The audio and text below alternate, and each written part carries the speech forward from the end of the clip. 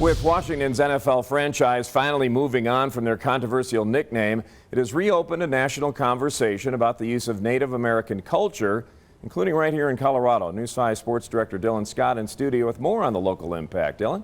Good evening, Rob. More than a dozen schools in Colorado feature Native American nicknames. One of the most debated, the Lamar Savages. So we headed east to see where this community currently stands on defining pride.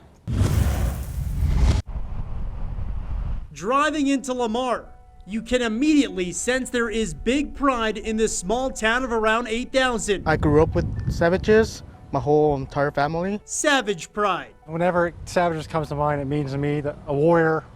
We don't stop on the football field. We've just been pushing through it, fighting all the way till the end.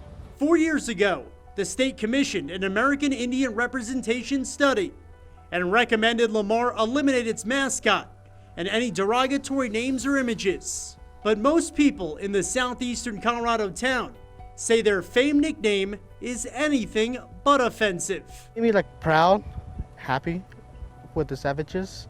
When I go somewhere else and I have my mascot with Savages on it, and it make me happy about it and proud of it being a Savage. The Savage nickname dates back to at least 1910, and some believe in light of recent events, it's time for this town to make a change. I understand that it's definitely a symbol of our local community, but I can also see the ramifications of behind somebody wanting to create change and how it can be potentially, and really I believe is pretty harmful to Indigenous people.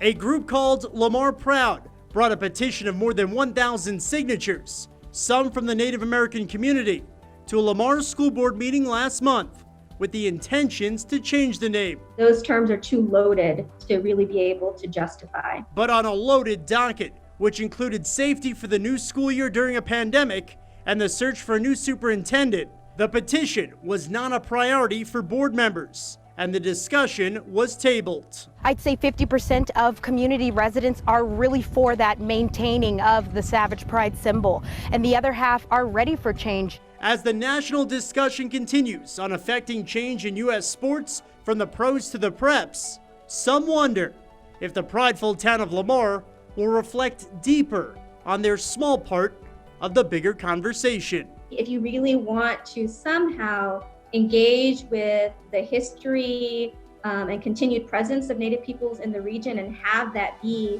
a proud part of your school culture, there needs to be more conversation, there needs to be more consideration of how that can actually be done. And a big thanks to News 5 photojournalist Carl Winder for his help with this story. Next week we head to La Veta for the next part of our Defining Pride series. Rob, let's send it back to you. Dylan, thank you.